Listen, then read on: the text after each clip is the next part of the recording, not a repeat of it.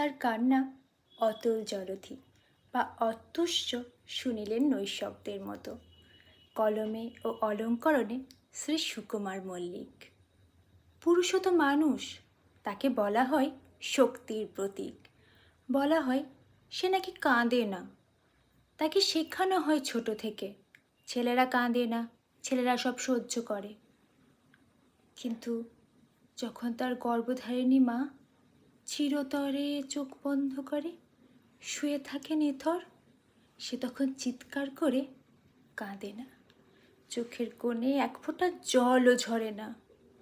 তার বুকের ভিতরটা ভেঙে চুরমার হয়ে যায় যখন তার জন্মদাতা পিতার নিঃশেষ নিঃশ্বাস ভেসে আসে। সে নিঃশব্দে দেওয়ালে মাথা ঠুকে বলে, আর তো কেউ নেই যে আমায় আড়াল করে বলবে সব ঠিক হয়ে যাবে। যখন তার প্রেমিকার চোখে অন্য কারোর প্রতিচ্ছবি দেখে, সে হেসে বলে, ভালো থেকো। কিন্তু রাতে বালিশ ভিজে যায়, হৃদয়ের ভিতরে তখন ঝড় বয়ে যায়, তবু কেউ তা টের পায় না। যখন সন্তানের নিথর দেহ তুলে নেয় কাঁধে, তার বুকের ভিতরটা চিৎকার করে বলে, আগে মরলি রে বাবা, এ কথা তো ছিল না। কিন্তু ঠোঁট কামড়ে সে নিজেকে থামায়।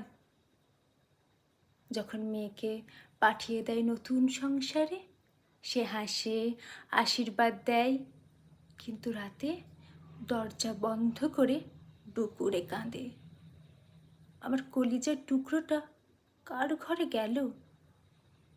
পুরুষও কাঁদে যখন জীবিকার দায়ে দেশ ছাড়ে, আপনজন ছেড়ে একা প্রবাসে রোজ জীবন যুদ্ধে জেতার অভিনয় করে। সে কাঁদে যখন সন্তানের জন্য সব দিয়ে ফেলে, তবু সন্তান মুখ ফিরিয়ে নেয়, বলে, তুমি বোঝো না কিছু।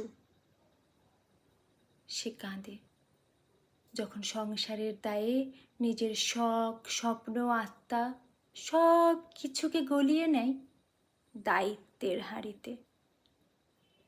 সে কাঁদে যখন রাতের নিস্তব্ধতায় বিছানায় একা শুয়ে থাকে, বালিশে কান পাতলে শোনা যায় তার নিঃশব্দ হাহাকার, যেখানে অশ্রু নেই, আছে শুধু দীর্ঘশ্বাস। পুরুষের কান্না চোখে দেখা যায় না, তা জমে থাকে মুখের রেখায়, চুলের পেকে যাওয়া রঙে, হাঁপিয়ে পড়া পিঠে, বিষণ্ণ দৃষ্টিতে, আর একটা অস্ফুট স্বীকারোক্তিতে।